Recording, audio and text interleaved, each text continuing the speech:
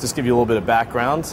As of 2008, every car sold in America for emissions purposes is going to be required to have a controller area network in. That's basically it's a low-cost network that's used to link all the computers together within a vehicle of an automobile.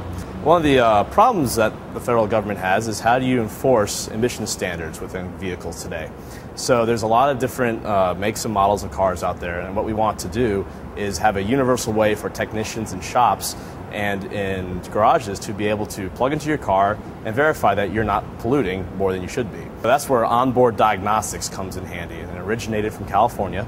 And it's a standard that defines everything from which network we use all the way up to which commands and which parameters that we can read from a vehicle. While the original purpose is to enforce emission standards within the country, there's a nice fringe benefit for us engineers that if we want to read this data off the vehicle for other purposes, such as maybe testing out new equipment in a vehicle or just logging our kids' drives out on the weekends, we can take care of all these applications thanks to the federal standards that are now required. I actually have a USB CAN interface made by NI, and this is the standard onboard diagnostics plug that is located in every vehicle made since actually 1996 or so.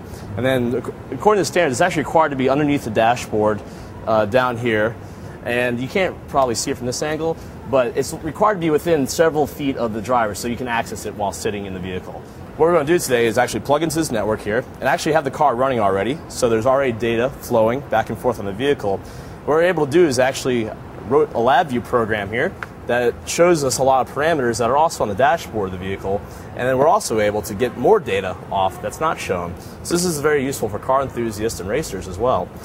So let's go ahead and plug this in. Fortunately, since automotive makers don't really trust anybody, they're not going to let Joe Mechanic go in and change any critical parameters that are going to actually damage the engine.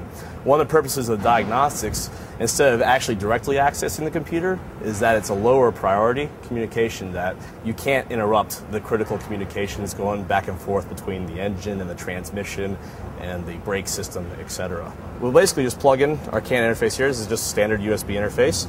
And so the CAN network is on one side and USB is on the other side. And we just plug it into our laptop program over here, running LabVIEW. And then once that device recognizes, we're now able to run the program and read data off the vehicle. There's the CAN at the lowest level is a very low level network. It lets you basically move several bytes between different computers. That's great for low level communications, but for a higher level communication, you need more protocols and messaging schemes to do that.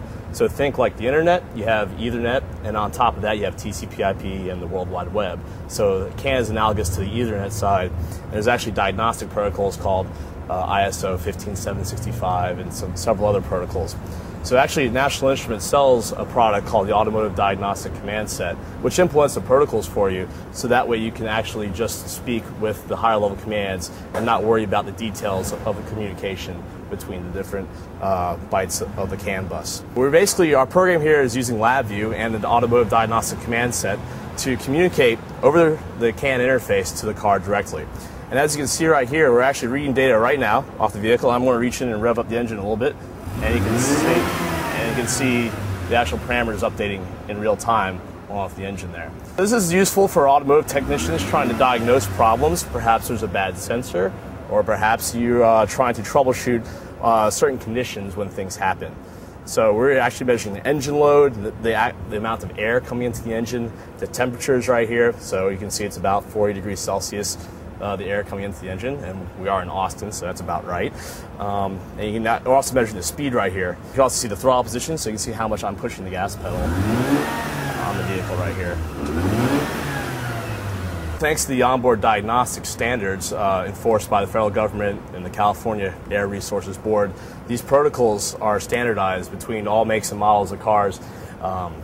And in the past, there are several different protocols, but in 2008, all vehicles sold in the United States will have controller area networks in them. So we're able to use one piece of hardware and the same software to communicate with diagnostics across all makes and models of cars. There are over 70 parameters that are strongly recommended by the federal government that all vehicles support. Everything from the ones you see here down to things like the oxygen sensors and the brake system status, etc. So you can pick and choose what parameters you're interested in. For the standardized parameters, there's several SAE, Society of Automotive Engineers standards, and International Standards Organization standards, ISO, that document all these standards. So for the actual parameters that we're reading here, these are all documented in J1979. This standard's been around for several years now.